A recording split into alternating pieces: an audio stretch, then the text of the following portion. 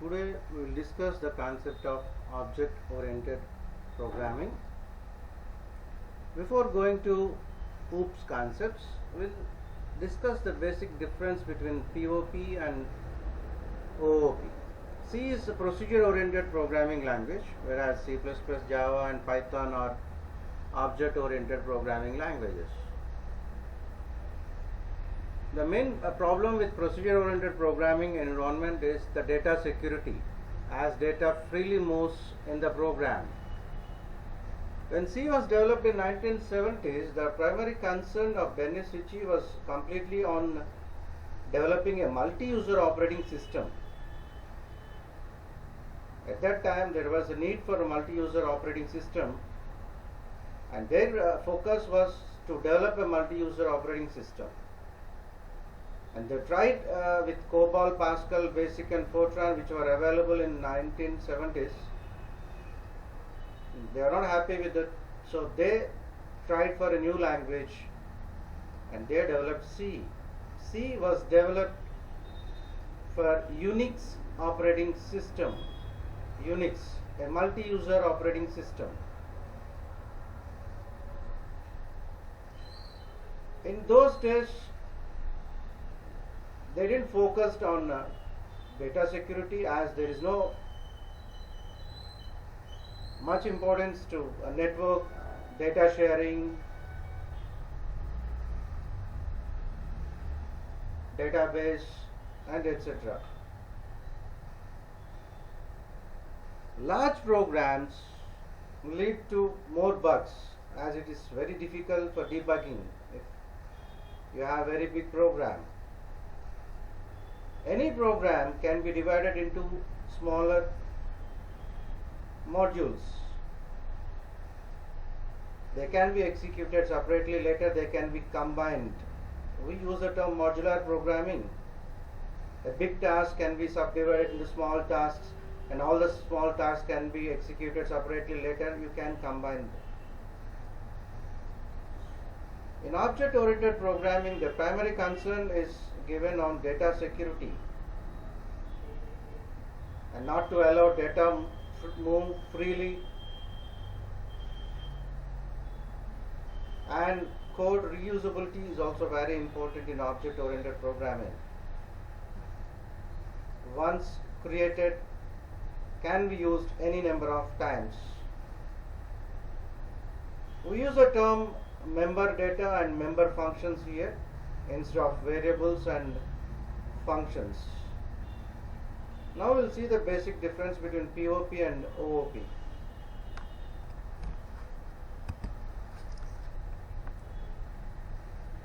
And in POP we follow top-down approach, and in OOP we follow bottom-up approach. The main focus is on how to get the task done. Whereas in OOP we always concentrate on data security. All the large programs are divided into what are called functions, and in OOP the entire program is divided into what are known as objects. The main focus is on functions in POP, whereas in OOP we always focus on data.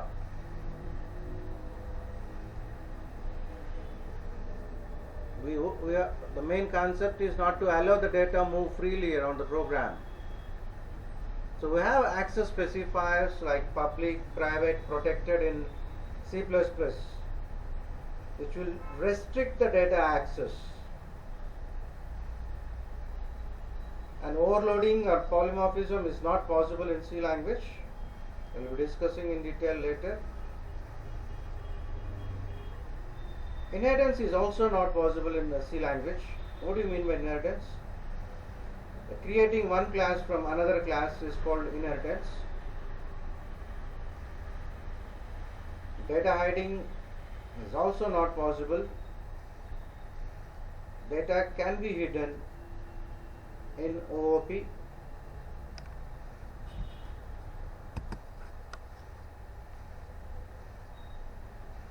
Data sharing, global data, there are two terms, local and global. Global data can be shared by anyone, like any function inside the program. As in OOP, we treat data and their associated functions as separately. So we can restrict the data access. Data is shared among the objects through the member functions only. And we don't have the term friend function in C language.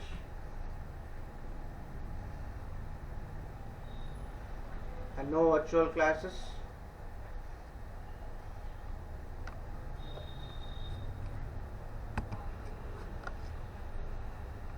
Look at the diagrams clearly. Every main program in C language is divided in form of functions only. We can have any number of functions based on our requirement, and data moves freely from one function to another function. We cannot restrict the data access,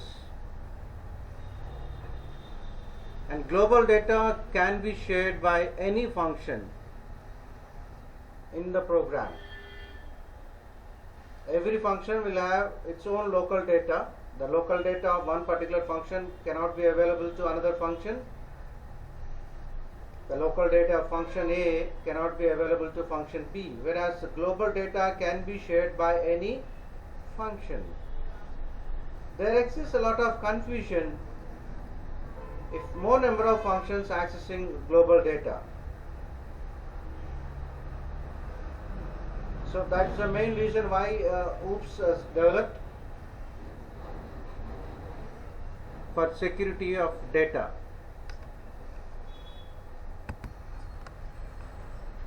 So we use the term classes and objects, data encapsulation, data abstraction, inheritance, polymorphism, etc., etc. We'll be discussing in detail. All the programs are divided into modules.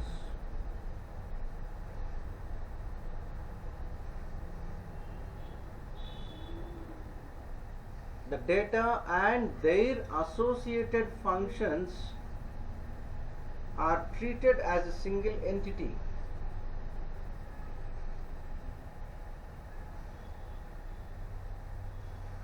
Data is shared through the functions of the classes. The data of one function is available to another through functions of classes.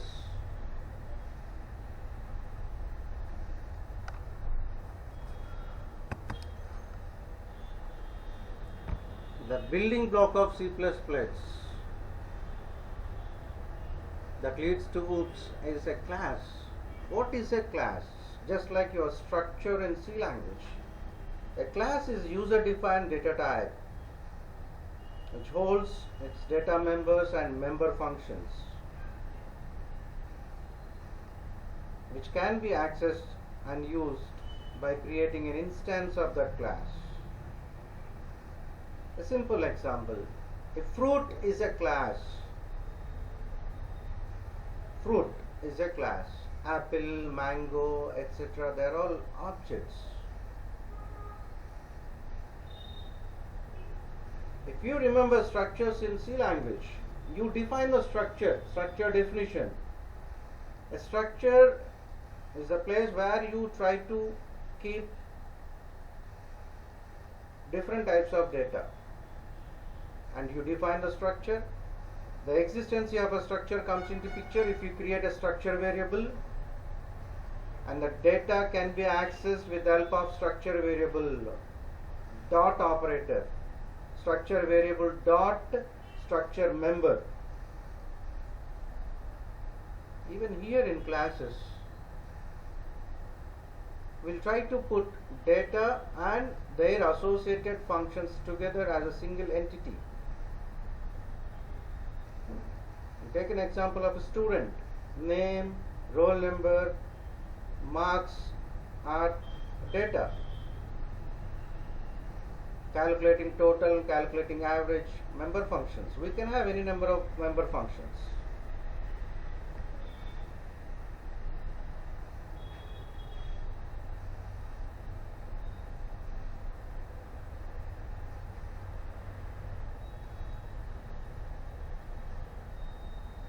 You go through the example which I provided here, a class of cars.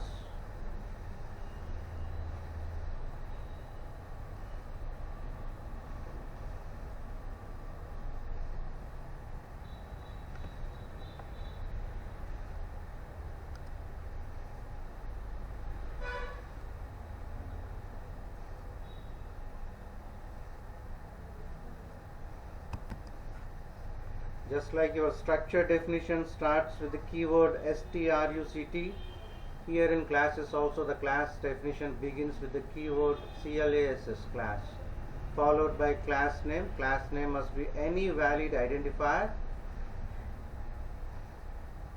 and all the statements must be placed within braces, and you just observe the semicolon, just like your structure definition in C language.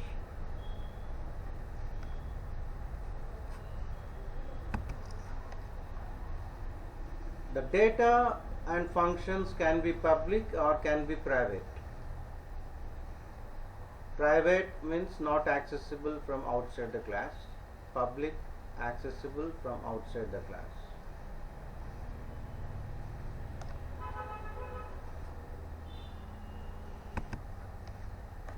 An object is an instance of a class, simply a class variable. We use the term instantiation. As I told you earlier, the structure definition, the existence of any particular structure definition comes into picture if you create a structure variable.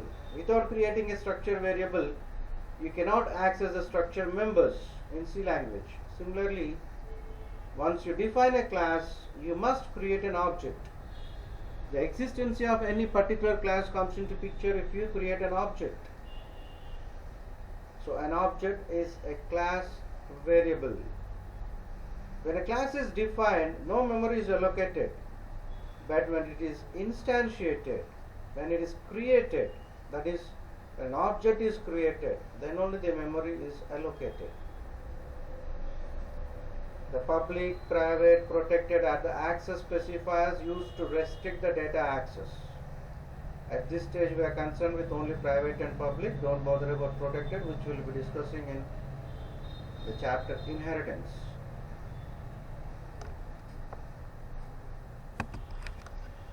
Look at the example. Name of the class is person. We have member data, name and ID.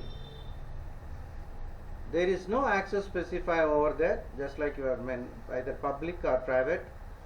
In C++, the default access specifier is private. If you want to specify any access specifier, it's nothing but private. In general, we put the data as a private mode only. So we have one function, get details, void get details, which is in public. So in general, all the member functions you put it in public and member data in private. In the main program, person space P1. P1 is an object. So how do you create an object? What is the basic syntax of creating an object? Class name followed by object name semicolon. So person is the class name, P1 is an object. We can have any number of objects. Even array of objects is also possible, just like array of structures is possible in C language. And how do you access the data? You need to access the data with the help of objects only. P1.name, P1.id, P1.getDetails. And always remember, the private data cannot be accessible outside the class.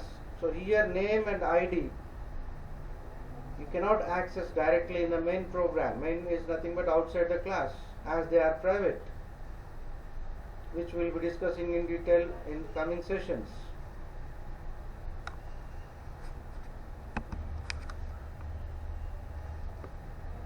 So look at another example. Class name is box and data members in general private, as I told you, and member functions are public. We can have any number of objects like box B1, box B2, box B3 and etc.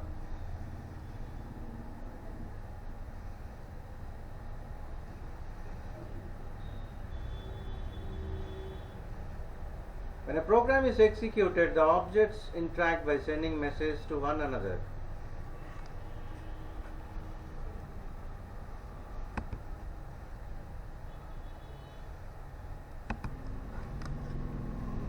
See the basic difference between a class definition and a structure definition.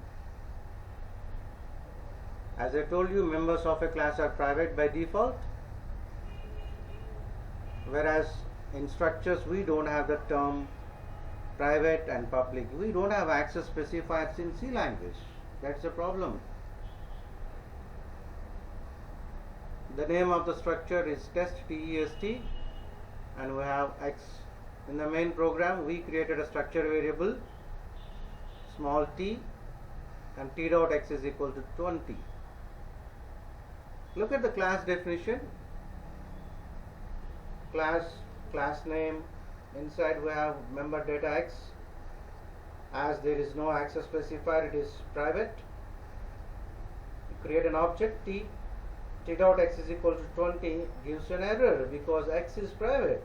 A private data cannot be accessible outside the class definition. If you want to access anything outside the class, it must be public. Then how do you access the data? The private data is accessible outside the class through its member functions. That is what always we use the term entity. The data and its associated functions are treated as a single entity in object-oriented programming environment.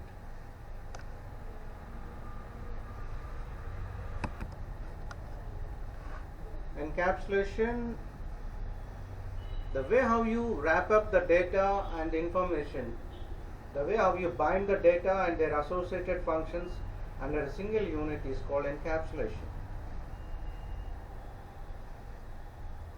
There is a simple example over there. In a company, there are different sections like account section, finance, sales. The finance section handles all the financial transactions. The sales section, sales related. When one official from finance section needs all the data about sales in a particular month, he is not allowed to directly access the data of the sales section. He will first have to contact some other officers, means the in-charge persons, and then request him to give the particular data. So data is restricted here. The accessing of data is restricted here. Data is not authorized. It's unauthorized. You need to take permission to access the data. This is what you call encapsulation. The data of sales section and the employees that can manipulate them are wrapped under a single name sales section. The data of one section may or may not be available to other sections without any proper authorization.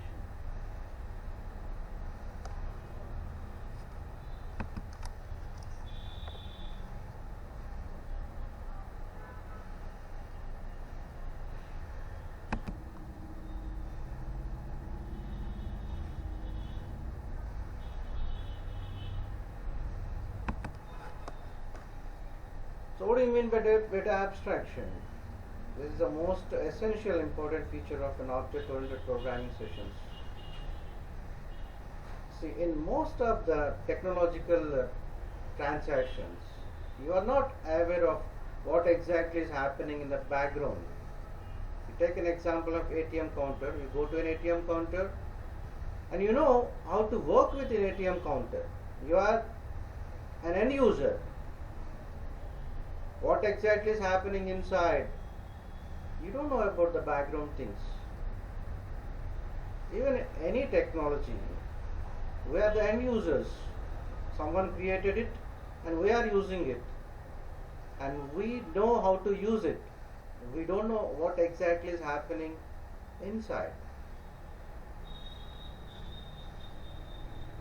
So you are provided with only the front end things, how to use it. You are not provided what exactly the things happening, the background. So abstraction means displaying only essential information and hiding the details.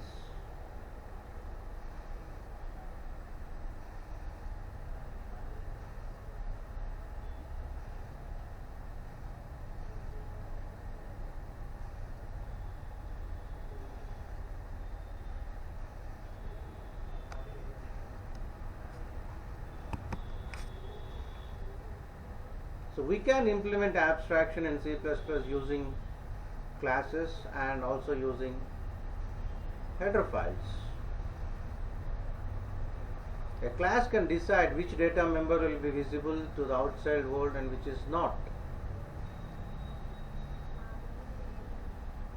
As you know, the concept of header files.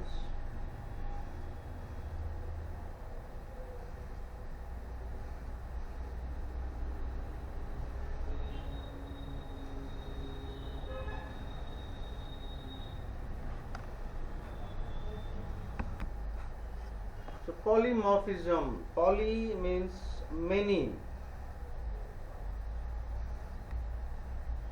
form many forms.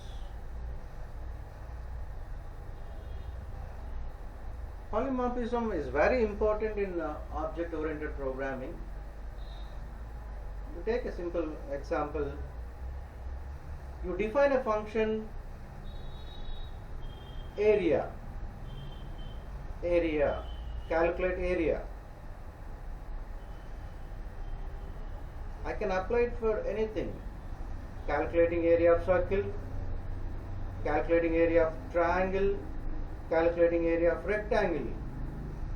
One, I can use it in many ways. I define a function area.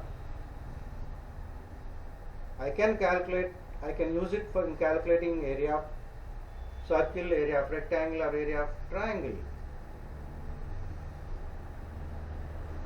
And where exists the difference? If I want to calculate area of circle, I need to pass only one argument, radius. If I want to calculate area of rectangle, 2 arguments. If I want to calculate triangle, 3, and so on. So create it once. You can use it in many forms. And this can be achieved using polymorphism. So we have 2 types of polymorphism, compile time, and which is also called as static, and runtime is dynamic. As you know, the difference between static and dynamic. So compile time polymorphism can be achieved through function overloading and operator overloading, whereas runtime polymorphism is through virtual functions, which we will be discussing in coming chapters. Operator overloading. Yeah, operator overloading is a typical thing in C++ actually. Let me give a simple example here, as we will be discussing in detail later. Plus is an operator, is meant for addition of 2 either numbers or 2 variables. If I want to try to access the data of different objects, the data of one object, I want to add it with the data of another object. I can do it with the help of operator overloading. What do you mean by function overloading? In general, we use different names for different types of functions in programming environment. To read the data, we use the function read. To display, to calculate the total, to calculate the average.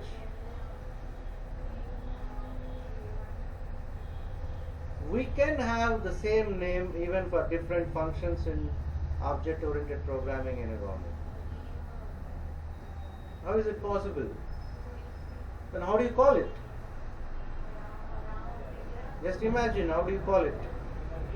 If all the functions are of same name, then how is it possible?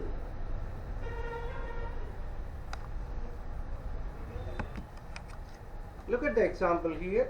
We have 2 functions with the same name, sum and sum and sum. We can have any number of functions with the same name, but there must be difference in their signature. Now, what do you mean by that? There must be difference in the number of arguments. Otherwise, it is not possible.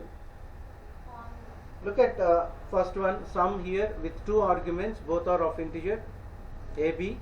The second one is with 3 arguments, A, B, C. if you want to use the same name to different functions, there must be difference in the number of arguments,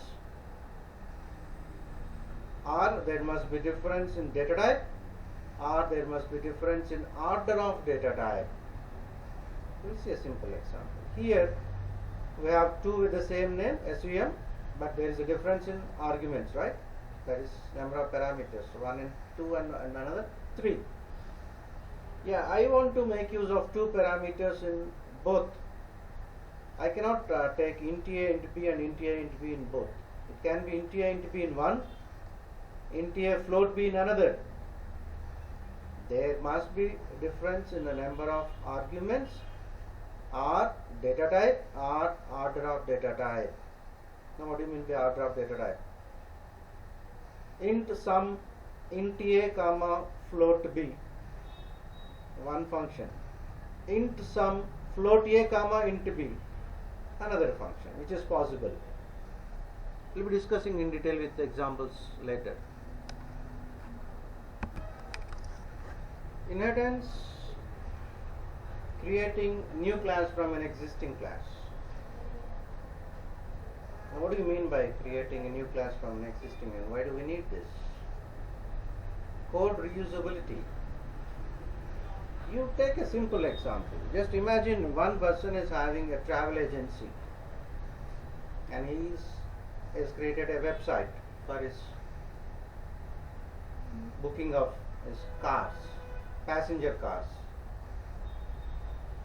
So he created a website and he started taking orders, means someone will book the car and he will sell it. And later he started commercial transport system. Just imagine he started a commercial transport, like transport of goods or anything. Instead of creating another website, he can manage it with the existing website, as there are some common properties. You need to select date of travel and time, source, destination. These are the common properties. By making small modifications to the existing website, always check it out, is it possible to go with his new goods transport. That's what we use the term code reusability. Whatever the class is your base class, so I created a class from an existing class. So existing class is your base class or super class or parent class. The new class which is created is a subclass or derived class or child class. So always the child class gets the properties of parent class. If the child class wants to use the properties of parent class, it can use it. There is no rule that you have to use the properties of a parent class. You can or you cannot, depends on your requirement. But once in inheritance, it is inherited, means once anything is created, the properties of parent class are applicable to, are available to, are accessible to child class. A child class may or may not use the properties of parent class. Based on requirement, it all happens.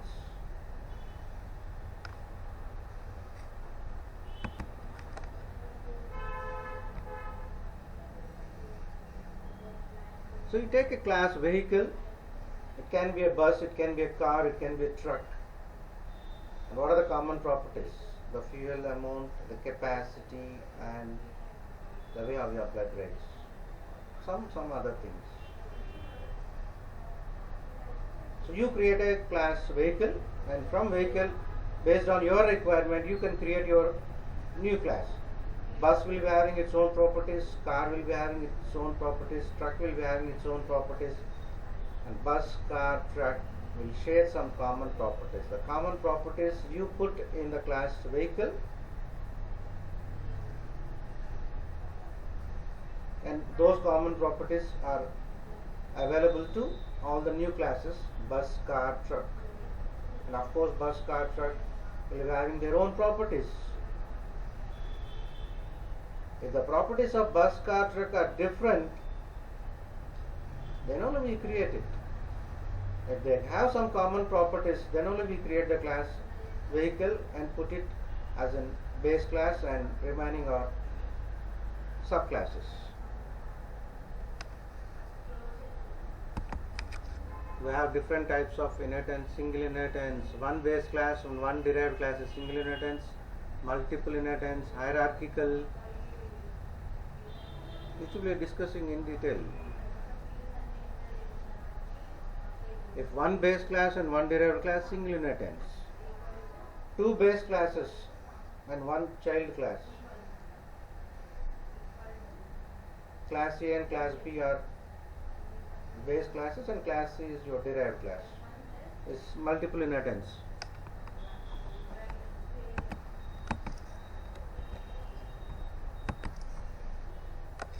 Look at multi-level. From class A, class B is created. From class B, class C is created. So class A is base class to class B, and class B is base class to class C.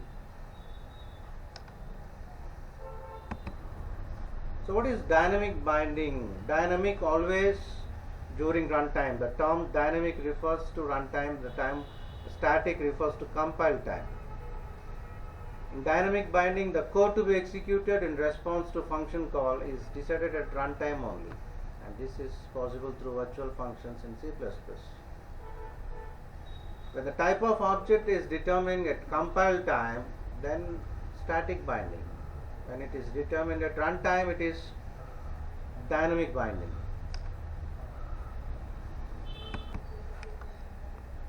So what do you mean by message passing?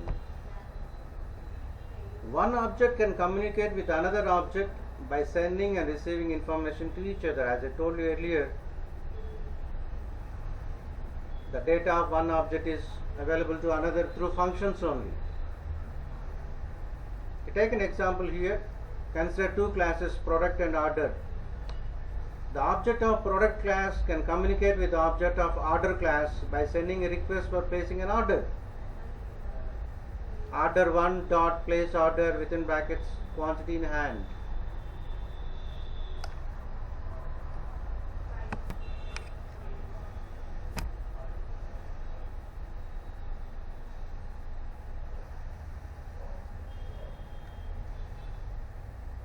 So these are the concepts of OOPS, the features of OOPS, in detail, which we'll be discussing in coming chapters. We have chapters like inheritance is chapter 1, and class and objects chapter 1, then inheritance, polymorphism, templates, which we'll be discussing in detail later.